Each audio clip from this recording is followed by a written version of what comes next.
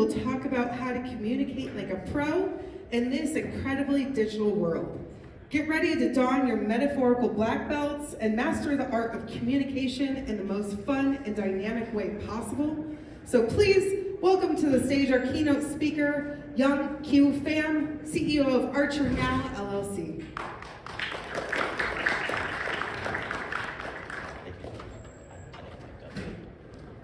Good afternoon, everybody. I appreciate the prime speaking spot right after lunch, so I have your undivided attention. The nice thing is if you don't like the talk today, you can just slip into a nice little food coma, and in about 30 or 45 minutes, we'll have another subject to talk about. So, but anyways, my name is Young Pham. I am the CEO of Archer Now, LLC, and I'm actually extremely excited to talk about what we're going to be discussing today, and it's the art of communication jujitsu. The interesting thing is this, why are we talking about communication at a tech conference, right? We're among some of the great minds of our field as far as tech, AI, all the fancy programming and all the development and analytics that are out there. Well, that's part of the problem. I'm on the other side of that house. I'm in operations and I'm a layman when it comes to the tech field. So that's why I feel like it's very important that subject matter minds like yourselves are able to communicate with laymen like myself. So the context of the speech today that we're talking about is not actually just about all kinds of unfettered communication. What we're dealing with is specifically internal communication within our own organizations. And that's where I really want to start harping on. To get some of the other pleasantries out of the way, I want to talk a little bit about Archer Now. Archer Now has been a very small niche HOA business. What we do is twofold. We build very high-powered Power BI business analytic dashboards for small businesses so they can start to see key performance indicators to run their businesses better. The other thing that Archer does is we operate in the HOA space. And what we do there is we are the antithesis to collection companies, right? We're an antithesis to law firms. We try to provide better platforms and better solutions that are conscientious for homeowners and for the communities that you live in. So that's Archer. As far as introductions are concerned, I was born in Saigon, Vietnam, and my mother, my aunt, and I migrated here as political refugees when I was 2 years old. I have 25 years of accounting and financial experience, so we consider ourselves as a company very tech forward, maybe not necessarily tech savvy, right? And then our education is in accounting, finance, psychology, and business. I am also a former nationally ranked college and high school debater, and most importantly in all, that wraps up into our conversation today, I am one of the world's worst Brazilian Jiu-Jitsu practitioners. How did we go about getting to that? Well, interesting enough, here's proof that I was actually doing currently Jiu-Jitsu. So say hi to all the guys back in Austin, Texas. Thank you teammates out of Team Rabati for helping me kind of put some of this together and actually giving me a lot of the guidance that I've experienced on my Brazilian Jiu-Jitsu journey over the last 8-9 months. So how does a 40-year-old man decide, for no better reason, to start doing full contact sports, right? Well, in April of last year, I had quit smoking after 20 years of cigarette smoking, and I gained about 20-25 pounds. So I was at the heaviest I was at in my entire life, and I needed to do something different. It was starting to weigh down mentally for myself, for work, and things like that. And that's at that moment where I realized I needed to make a change, a substantial change. What I did not realize 8 months later was the journey that took me on. That was much more than just fitness and self-care. I want to start off our conversation talking about seeking out a calming voice. This is something that has been a very poignant part of my life over the last few months. Not only did I start out and decide to do Brazilian Jiu-Jitsu at the age of 41, in January, just a few weeks ago, I decided to also enter into an international Brazilian Jiu-Jitsu tournament locally in Austin. The interesting thing is this. I had never had any real athleticism or background. I mean, let's be honest, I'm a nerd that sits behind a desk all day. I analyze spreadsheets, right? I help organizations help each other talk and communicate. I was a debater in high school, so that means I'm not very athletic in high school as well. But somewhere down the road, there was a calling to me to figure out, after 8 or 9 months of constantly practicing, what was how did I measure up, right? It wasn't even really about anything else. So what I managed to do by the last part of January last year was, this year, I'm sorry, was I lost about 45 pounds in this process. And it wasn't for vanity. It was actually for sheer survival. See, what a lot of you guys don't understand in Brazilian Jiu-Jitsu tournaments, if you don't make the 222-pound cutoff, it's an unlimited weight class above that. So, needless to say, someone that is 5'8", 5'9" on a lucky day has no business being up against guys that are 6'7", 300 plus pounds. So my first objective was I needed to lose as much weight as possible just to make that weight division. And it wasn't to try to win or become world champion, it was so I wouldn't die, right? So my first match comes out.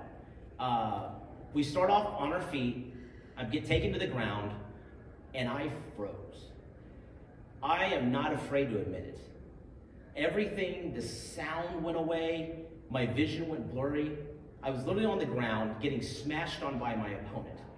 And I'm just surveying the entire auditorium. And there's probably a few hundred people in there. And it goes completely quiet in my head. But then the only thing I saw was my opponent, and I'm just kind of like, hey. And then I keep surveying again. And then out of nowhere, this wonderful, raspy voice, which is my coach, Professor Kevin, comes out of nowhere. Think of a dark tunnel, and all of a sudden you find that one voice. And he's like, Young, you gotta do something, man. Grab his leg, do something. And then from that point on, I was able to turn that match around, right? You need to think about your communication with each other in your organization as the same thing. We are seeking out that calming voice. When we talk to each other, the truth of the matter is, what we're wanting to do is try to understand each other a little bit better. And find that voice, find that Professor Kevin's voice out there so that we can understand and finally have proper discourse with each other, right? And here's the craziest thing. 41-year-old, heavily overweight person with not a lick of athleticism actually won a match. In fact, I also lost a match. And this is not some self-grandizing thing. I just want you guys to know, like, the idea of doing something like this is just adrenaline rushing, right? But it taught us so many different themes that I'd like to share with you guys during this speech today. But thank you again for the applause. I was not trying to purposely do that. The first principle, the first concept I want you guys to go over as we talk about the art of communication jujitsu, that translates from jujitsu over to how we talk to each other, is what Bruce Lee has always talked about. Be like water. Be adaptable. Be flexible, right? How many times do we constantly talk at each other instead of actually having communication? In a world today so divisive, so full of hate, maybe for once, if we're willing to talk with each other and have conversations instead of talking at each other, we might actually realize we're a lot similar than we are different. And that's the basis of what we're talking about today. There are 6 principles of communication. There's a ton of them out there. This was actually borrowed from Dr. Cialdini's 7 Principles of Persuasion. And in it, it states this, right? There's a principle of clarity, which is how you deliver your message as it's intended. By as it's intended, it's how you intended to give that message. The principle of timeliness conveys your attitude about your conversation. That's the concept of responsiveness. The principle of urgency, letting your audience know that you're serious about what you're talking about. Principle of conciseness, expressing to folks a level of competency, right? What we talk about, we also need to have some sort of an understanding about before we can even express that to each other. A principle of courteousness, right? There has to be an innate level of respect when we talk to each other. And of course, the principle of completeness. Covers all aspects and eliminates any need for a future discussion. So, what do all those principles and those communications have to do with each other? Well, as I told you before, I know you guys, I'm coming on right after the lunch hour. What I want to do is highlight a couple takeaways throughout the speech. And I always do that every time I go up and I talk to people, even if I talk to my team back in Austin, Texas, or anything like that. I want to make sure that if you forget everything else we talk about today, right? There's a few takeaways. If you write down, you're going to basically be able to have a synopsis of the entire conversation. And it is one of the most powerful things I've heard in a very long time. Think about this for a second. Every communication moment is an opportunity for meaningful engagement or complete and final disengagement. That's key takeaway number one for today. Let's take a couple seconds to process what that really means. When you talk about every person that you interact with in your organization, in your professional life, that is an opportunity for you to be able to really hook them in, really have them buy in, really build that rapport, build that trust, so you can bridge that communication gap. But it's also that very moment that you can completely break down an employee or a team member to the point where they will never have the same concept of how they want to communicate with you ever again. That is a very powerful thing to think about. And it's actually quite a bit of responsibilities, which may sound very serious, but it's important for us to really discuss, right? Every engagement we have with each other is an opportunity for us to actually do something meaningful with ourselves. Has anybody heard of something called the learning pyramid? Awesome. So a couple hands were raised. This was actually developed by the National Training Laboratories Institute. It's a nonprofit organization, and what they do is they center around the concept of how do people best learn, right? How do we instruct people? How do we get people to retain more information so we can train them quicker, right? Here's what's the cool thing. I'm not gonna go over all of them, but I highlighted a few of these, right? At the very top, we only retain 5% of the information that we're lectured or talked to. Well, all of us have been to school, right? That is the number one method of how we're taught, is we're being lectured and talked to without any kind of feedback or discourse back and forth. Here's what's alarming. We only retain 10% of what we read and 20% of what we hear and see. That means any communication we're talking about today, I'd be lucky if at the end of this conversation, you guys retain 20% of this, right? But here's what the crazy thing on the opposite side of the learning pyramid teaches us. Over 90% of what we teach others, we retain. Doesn't that change the whole complexion of how we should have conversations with each other, of how we should train each other? Key takeaway number 2 is this learning pyramid. We'll hit back this a little bit later. So, concept number 2, another concept that has to do a lot with Brazilian Jiu-Jitsu, right, is the idea of the top versus the bottom game. If you ever watch a grappling match, you'll notice that there's always a person on top and a person on bottom, right? They're actually doing two separate things, cohesively, basically, right? Now, before we continue, one caveat. I am a one-stripe white belt, right? It generally takes about 3 years to get to a blue belt, to then progress to a purple belt, brown belt, black belt, which is usually 10 to 12 years away. So my understanding of Brazilian Jiu-Jitsu is an infant's understanding of Brazilian Jiu-Jitsu.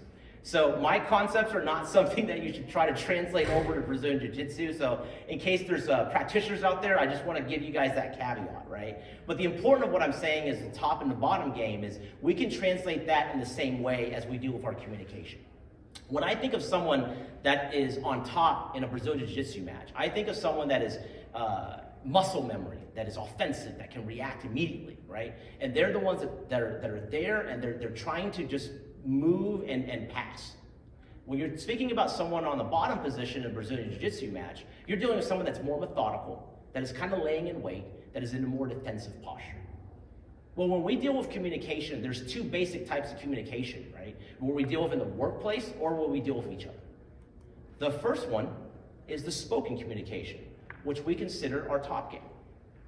When we deal with spoken communication, it's very different from our written communication because it's very fast, right? You only get one opportunity to really make an impression of what you're saying. That's why it's very important for us to be mindful of what our tone is and when and where we enunciate in a phrase or a sentence. You also only get one crack. So that also means that it's very important that if you're saying something, take a couple seconds to think about what you're going to say before you actually say it, right? These are all very basic concepts. I mean, everyone in this room understands the basic tenets of proper communication. The question is, with tech-savvy minds, people that are authoritative in your fields that know so much, do you actually want to take the time to have proper discourse with others that don't understand your field as well as you do? The other thing I would say is simplify your terms and concepts, right? So one of the big things is avoiding jargons and acronyms. First of all, if it's an acronym like ASAP, right, those are things that we commonly know. But don't string together 4 or 5 words and create your own acronym and then expect everyone else to know what it is. I know it might make you sound smarter, but it sure as heck doesn't help the rest of us when we're trying to communicate with you. Same thing with jargons. Jargons are a big thing. So I am big in fintech, finance technology, right? And one of the biggest buzzwords I've heard in the last 3-4 years is this idea of fractional. Fractional CFO, fractional CIO, fractional COO. Has anybody ever looked up in Webster's dictionary what the word fractional actually means? It means short-sighted, simple, insignificant, small, right? So essentially what you were basically telling each other is like, hey, if you want to pay me a decent sum of money, I'll give you a small bit of advice, an insignificant bit of advice, right? So you have to be very careful when we start using these buzzwords that you know, over the eras come and go. You'll notice in the top game and the bottom game when it comes to communication, I have the exact same slide for both, which is to be authentic and genuine at all times. That is probably key number 1 of making sure that we understand each other better. Don't talk at people. And be aware of your body language, right? I've already probably had a few faux pas here. But be careful with your hand gestures, with your body. Like, that's different from the written communication, right? Your spoken communications. What are your hands doing? What kind of eye contact are we having? Is it too much eye contact? Is it too little eye contact, right? Be mindful of things like that if you're trying to convey your message a certain way. Let's talk about the bottom game, the written communication. Written communication is very interesting. Reread your emails to make sure that it's not a tone that would be conveyed differently to someone else, right? I do that all the time. I don't mean to be curt, right? I'm busy. I may write shorter responses. You know what? That's not acceptable. I remember growing up in this business world, and I was taught that high-level executives don't use a lot of words when they respond to you, right? They're just too busy to. I think that's a bunch of horse crap. I think, to me, that conveys disrespect, that you don't have enough time to articulate out 1 or 2 sentences to explain what you're saying. It makes you sound high and mighty, but again, it does not fit in with proper communication and proper discourse. Don't be too brief, right? Because it's disrespectful, but also don't be too long-winded. Because just like a novel, if you put too much out there in an email or in a communication piece that's written, you lose sight of what your message is if you're constantly going over, above, and beyond. Make sure you're spelling, be authentic and genuine, and always be accurate. So, the final concept I want to talk about today is the concept of pulling guard. If you look at the picture up here, you'll notice that the gentleman on top, most people that are layman's to grappling would assume that person is in a better position, right? Well, actually in Brazilian Jiu-Jitsu, whoever's hip is higher is actually in the dominant position. So the gentleman on bottom is the one that's actually in a dominant position. And the reason why pulling guard is important in Brazilian Jiu-Jitsu because it protects you. It gives you time to then react and then make your next move. Well, that's very similar to how we communicate with each other. We have to take time to pause and react to what we're doing before we just blurt out and just start making our next move or our next statement or our next phrase. And because of that, I'm going to give you guys a great gift, courtesy of my wife, and I'm going to show you guys how to properly apologize. There are 3 basic tenets of apology. A proper business, heck, even a better personal apology. The first step, you have to say you're sorry. No qualifiers, no context. I'm sorry you got your feelings hurt. I'm sorry you don't understand. Nope. Just, I'm sorry. Or I apologize. And then just stop for a second and let them process it. People seek comfort in knowing that you take accountability for your actions, especially when you screw up. Step number 2, it's not enough to just say, I got it, I'll get it fixed. Give some specific details on how you're going to go about fixing whatever it is that you messed up, right? It's important for people to know there's a plan in action. And the third and final step, advise them on what you're going to do differently next time, right? It's important to also assess why we made those mistakes Because if you're gonna just apologize to me 8 or 10 times in a row for the same thing over and over again, after a while it kind of becomes the same thing, right? It kind of becomes a point where I don't really care to hear your apologies anymore, because you haven't done anything different before.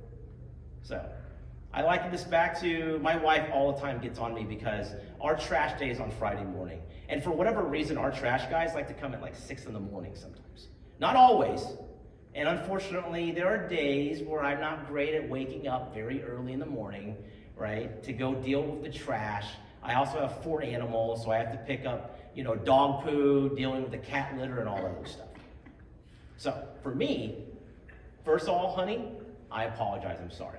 I missed the trash day. This is what I'm gonna do. I'm gonna go to our neighbor's bin, who's clean, I'm gonna swap it with theirs. I'm kidding, that is not the solution. I'm actually gonna take the time to go drive it and find a truck and actually go dump out the trash. But most importantly, what am I gonna do next time? I'm gonna start doing it on Thursday nights, knowing that I won't be able to do it on Friday, right? And that is the third takeaway, is how do we properly apologize with each other? To be genuine, authentic, but also efficient. So, as you can recap, the 3 key takeaways that we have from our communication today. The first one is meaningful engagement. Every time you interact with someone in this convention, at home, in your offices, know that that is an opportunity for you guys to have a meaningful discourse that actually binds them into your organization, binds them into your team. The learning pyramid teaches us that only 10% of what we retain is from what we read. And we only retain 20% of what we hear, but yet 90% of what we teach. Because when we teach, we learn. And lastly, a professional apology requires 3 basic steps. If you follow these basic guidelines of communication, what you've come to realize is this: we're not building a work family, right? Families are dysfunctional. I tell people that all the time. That's not what I'm trying to build at work. I'm trying to build a team. I'm trying to build a championship team. One that is flexible, one that is adaptable, one that communicates properly with each other. And if you do that well, you end up having something pretty cool like this. This is my local gym. This is my local team, Team Body. I'm even repping their t-shirt today. Brazilian Jiu-Jitsu teaches us adaptability, the ability to seize opportunities, the ability to move yourself when you cannot move your own opponent, changing your position, and dealing with pressure. How are those not the same things we deal with in the business sector every single day? Appreciate your time today, guys. I'd like to open it up.